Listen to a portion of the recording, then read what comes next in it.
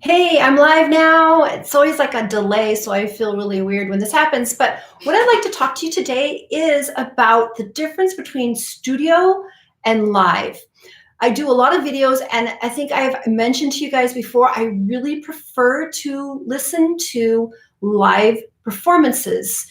And the reason for that, I've said before, but I'll let you guys know again, it's because I can see the artist in the moment. I can get a clear idea of what their voice is like.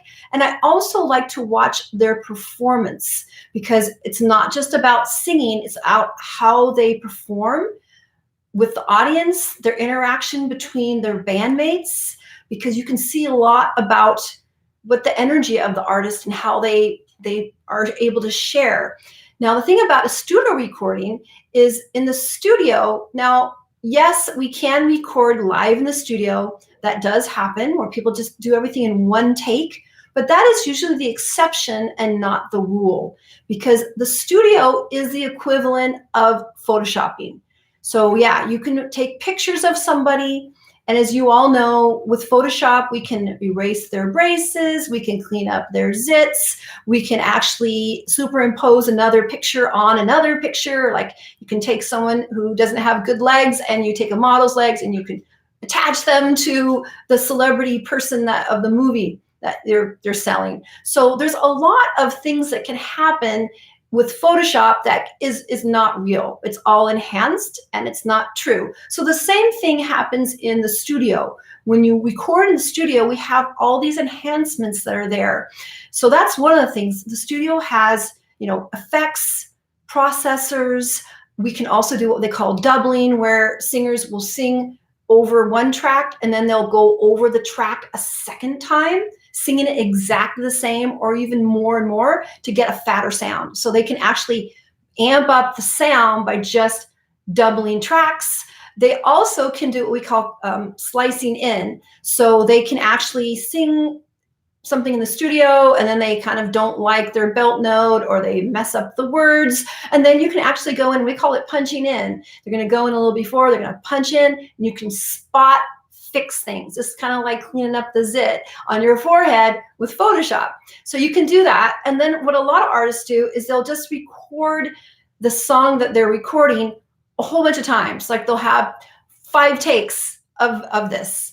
And then the studio engineer will slice together the best parts. Like, oh, here's the intro, it sounds great. Oh, here's this verse, sounds great. Then we're going to take the third version and we're going to add that to the bridge. And then, oh, the riffing was best in version 3. And so they're going to actually make a collage about all of that. So again, it's not an exact replica of the way they would sing it live, because it's basically a compilation of studio recording. That's why people pay money for studio recordings. In fact, 20 years ago, the only place to do a studio recording was in a studio to pay top dollar. Today, we have all kinds of tools. People can record at home, and there's a lot more chances to actually create that very perfect, amazing product. And of course, if you're releasing a CD, you want it to be perfect. You want to sound great. But the truth be told, usually the CD recording is going to be a much more polished up version of what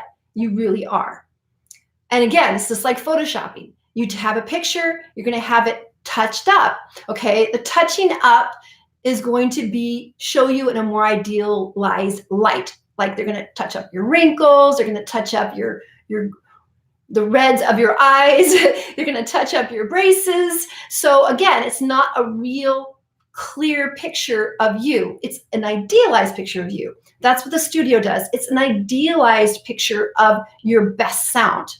That has been studio enhanced. So I do get a lot of my subscribers saying that, oh, I really like this live one the best. It's the best one, and it's so beautiful. You really need to listen to the live version and not the real on stage version. Now, of course it's best. That's what it's supposed to be. It's supposed to be an idealized, perfected, polished, like polished rocks. You guys get rocks and they're all polished. Well, before they're polished, they don't look as shiny and pretty. So the studio is like taking a rock and shining it up And it's a little bit more involved than that because it's a lot of work to go in the studio. It takes a lot of focus and energy. And, most artists can only last so long because their brains get blown out, so you have to like go. That's why sometimes singers will spend, a long time in the studio because they only have so much focus, and then you start making mistakes and it just doesn't really work. So that's how it goes.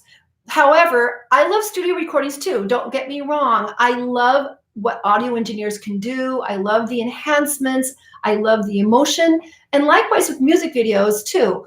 I love music videos too. However, we have a lot of visual distractions. And I find if I do react to music videos, I'm going to be reacting to their clothes and the colors and the dancers and all these things.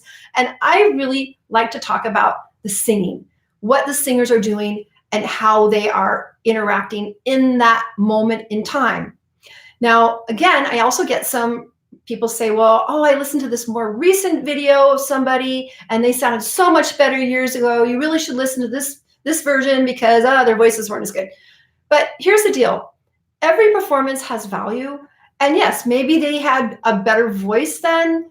I mean, to be honest, as a singer, some days our voices are great and other days they're not so great. And that's just part of being a singer. We don't have that control of our physicality. So if you have a cold or you didn't get much sleep or you got in a fight with your boyfriend, all these things can affect your vocal quality on some level, or you're not as focused. So sometimes singers don't sing as well because they're sick or they have, other issues going on. Now, if they're real pros, they're still going to be great. They're still going to sound good, but maybe not as good, or maybe not as good as the recording. So I would advise all you guys, if you are trying to compare your favorite singers to the recordings, that's a losing game.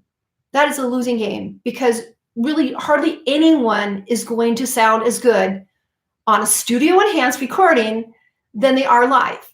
It's like seeing someone's Photoshop picture and then you meet them and you're like, really?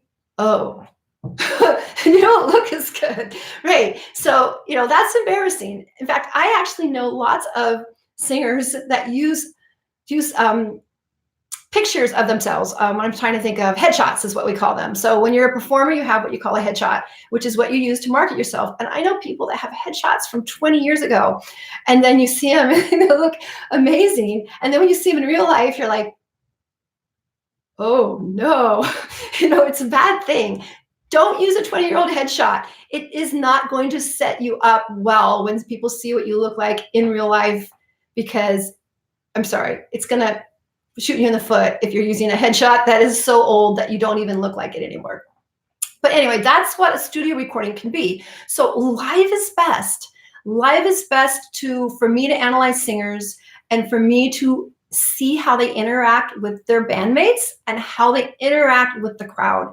Because music is really about community. That's what it's about.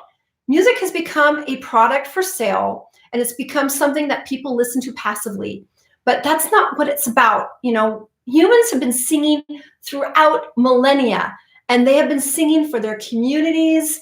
And it's supposed to be a group event where everybody feels good, not a show-off stage and everybody's like listening. It's all about this community building. That's what music does. That's what it does for us and everyone else. So that's why I do prefer live videos. But I'm never going to say never to a studio review, but I like to see the real stuff. I want to hear people sing real.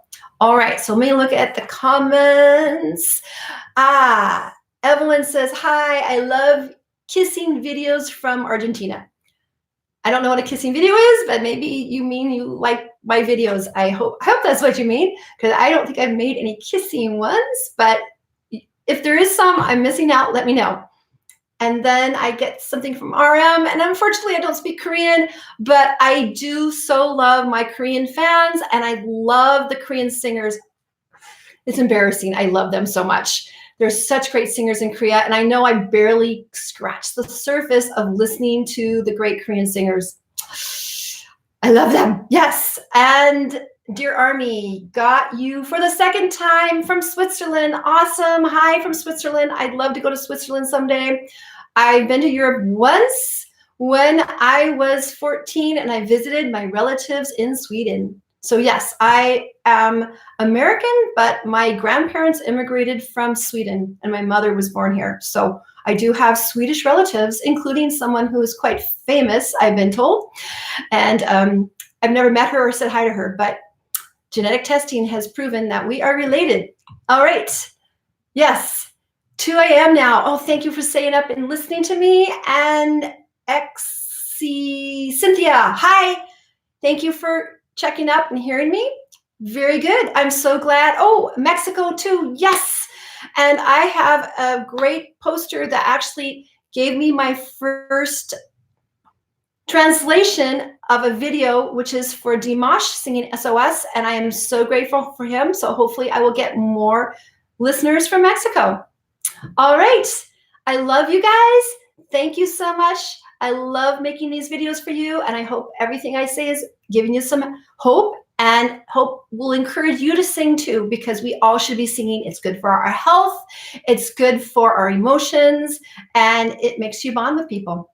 All right. I'm going to say goodbye to you guys. Thanks for checking in with me today, and I will see you next week. Okay, bye.